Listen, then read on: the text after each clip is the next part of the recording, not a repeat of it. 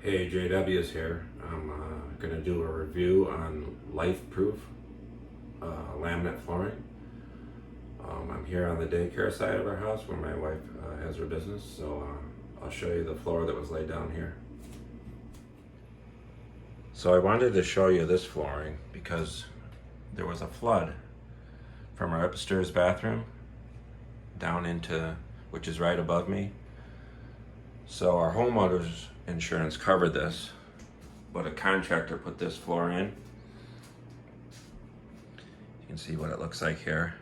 He did a great job.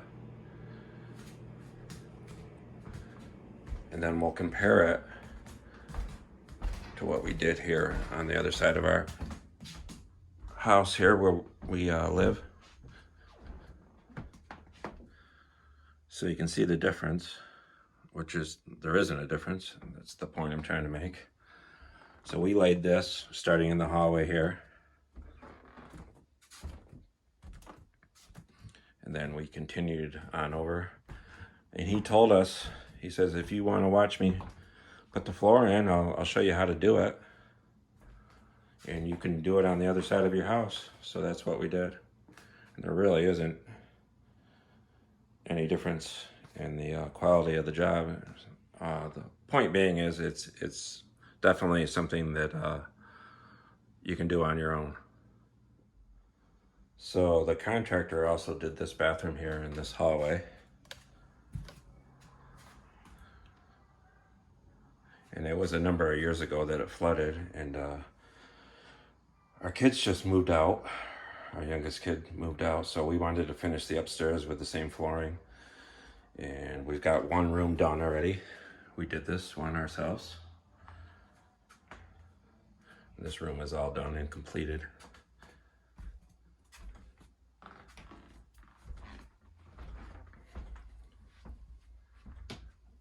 I think it looks really good.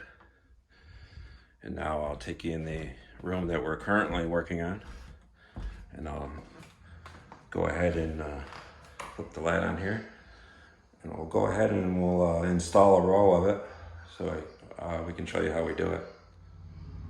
So this is what the box looks like. LifeProof, 100%, 0% worries. And the flooring is guaranteed for life. Go ahead and show you what one of the boards looks like. Use one of these spare pieces here.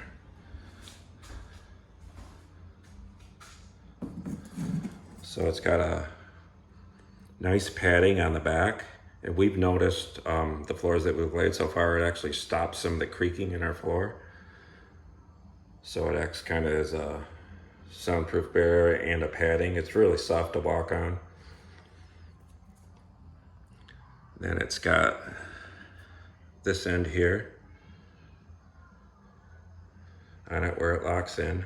I'll show you some of the other ends here in a minute. Then here's the laminated side. And then there's also a section in the middle there. So there's a pad, and then there's the middle section, and then there's the laminate on top. So we put the downstairs flooring in, at least the side that we did, a few years ago, probably 4 years ago or so, and it's come way up in price since, like everything else. So we actually went online and we found someone that was selling it. So we were able to get a discount on all these boxes here. So I guess that would be my first tip is it pays to look online and see if anybody's selling it. And there's like 3 or 4 different shades it comes in. So the person that was selling it just happened to be the one that we already had going on downstairs, so it worked out really good for us. So let's go ahead and open one of these boxes and show you what's inside.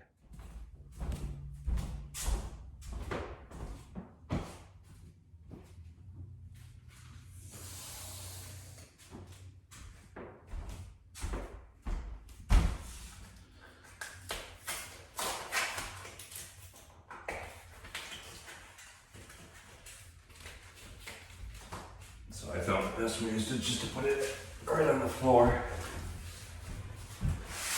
because our ceilings are so low, I kind of gotta put it at an angle. Maybe I just tilt it down.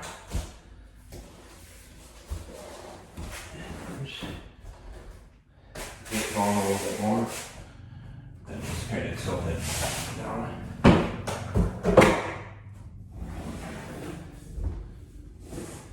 Here's what's inside here, I'll show you closer. So you get this little information packet. It's in different languages. Gives you some tips on how to install it. And then there's 3 different sizes. We've been putting all the big ones here. The wide ones, I should say.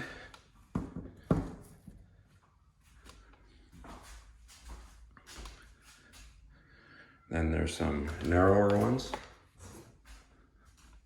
I'm stacking these here.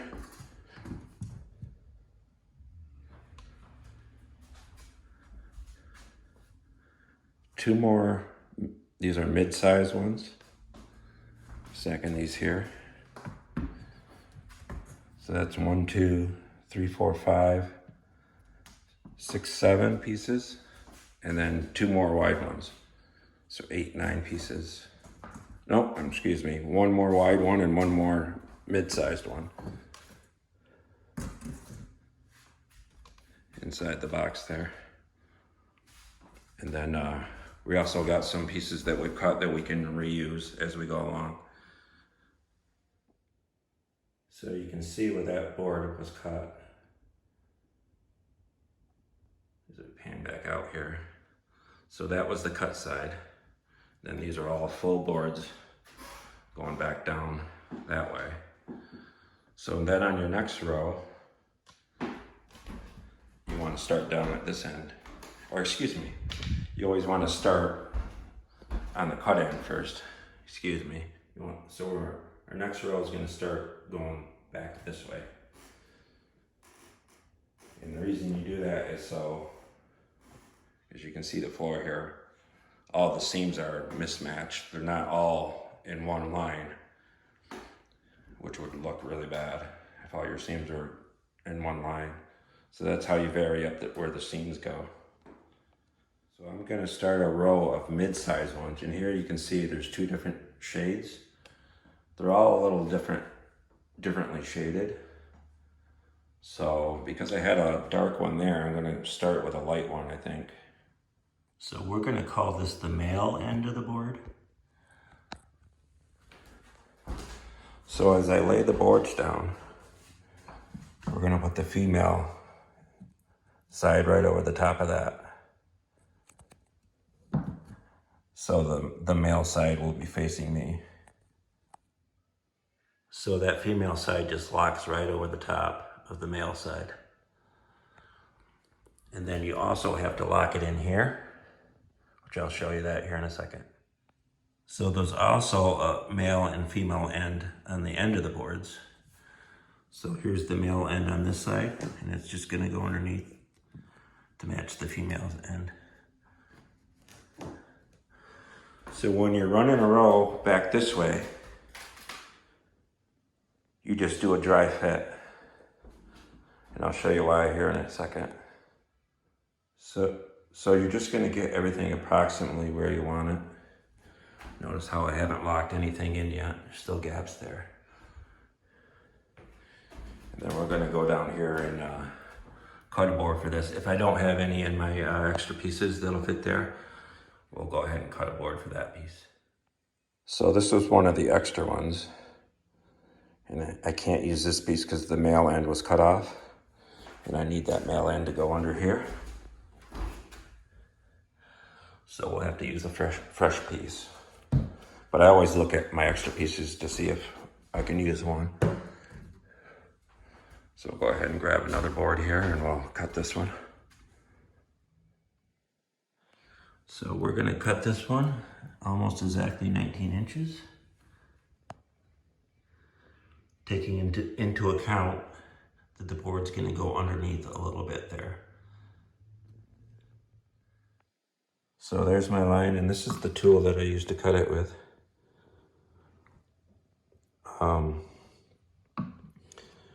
when we get all the way to the end over here, to the wall, we might have to rip a board, the length of the board, which is a much longer cut. If we have to do that, we take them out to the table saw outside in our garage. And but for these side cuts, I just use this tool here.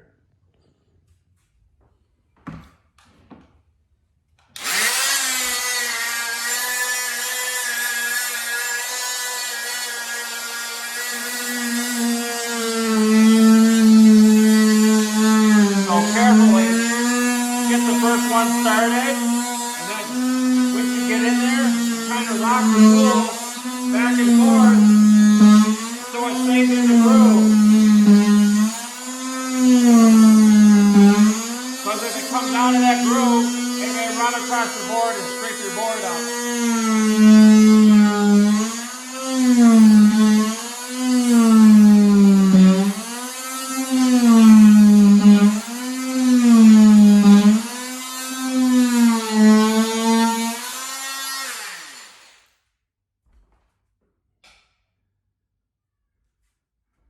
So I don't know if you heard me over the noise of the machine, but once you get in there, you can kind of rock the tool back and forth so it doesn't come out of the groove and end up flying and scraping your board. And also, this does leave a little mark in here. You can just clean it up with sandpaper, but the table saw does really good on these. Someone told me that you can't use the table saw on them, but it comes out even cleaner than this cut here, so there's no problem using a table saw. So the board's all cut, it fits good. The male side's gonna slide right underneath that female side. So we made sure we cut the right end. And now that we have it all dry fitted, what we'll do is we'll actually start from this end, because it's a lot easier, because you can go over the top here. So if we start from this end, we can just put this piece over the top on the sides. So to put these in, you want to use this little tool. I'll show you that here in a second, and then just to nail it. So we'll go ahead and we'll tap that first one into place. There's just a little groove on this tool. Take and stick it here so you don't damage the board. Just tap it in until the seam closes up. That one's all set. So then the next board, we'll lock in here and here. Just put it right into place. Kind of tilt it in there. Make sure it's nice and tight. Tap this in first.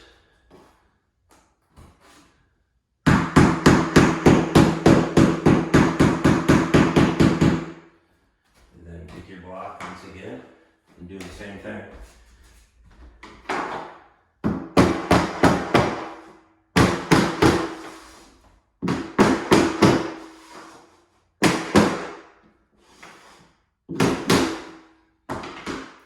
And then we'll do that all the way on down through. So now we're going to head back this direction, and I got a full board here. So you can see the seam is going to vary all the way down the line from the last row. So this way we can go ahead and put them on right away, because we're going to be able to go right over the top here. So this is the easy way here. You don't have to dry fit it first. So go ahead and put this row in. So now we just got to cut that last board. And this one, just like the last one, is going to be at 19 inches. And we got to make sure that we do the female side to go over that male's end there. So we want to use the female side of the board, cut one 19 inches. So that row is all in. And then we're just gonna continue on doing that. Showed you how to install going one way and then back the other. And then when we get over to the wall, if we have to rip a board down, I'll show you how we do that out on the table saw. One last tip before I leave here. Leave a little gap between your boards and your wall. And if you have a nice thick piece of molding, floor molding like we have, it'll cover that gap easily, and that'll allow your house to contract and contrast during the different seasons.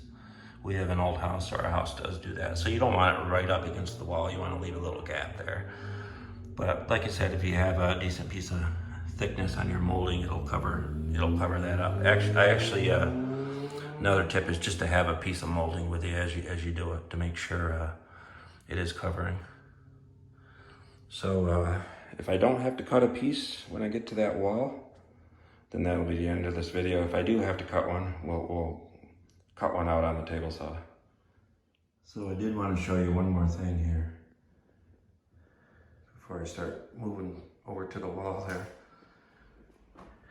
Because eventually you can use some of these pieces that you cut. You see, I need one with a male end. So we'll go over to our pile here. And I know this one fits, I already tried it ahead of time.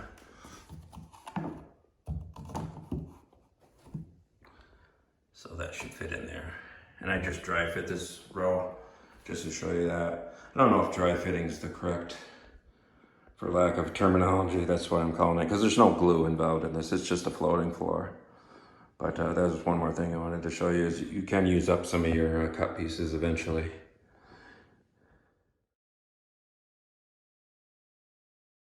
Oh, because that plastic block won't fit in here, you gotta use this different tool here.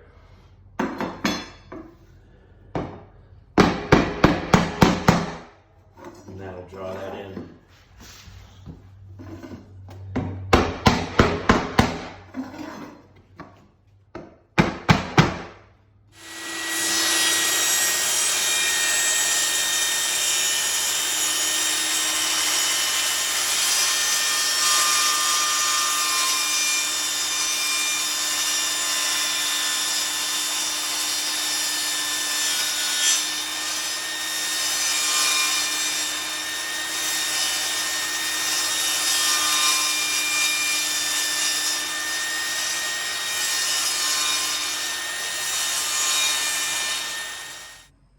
So our walls are very uneven in this old house.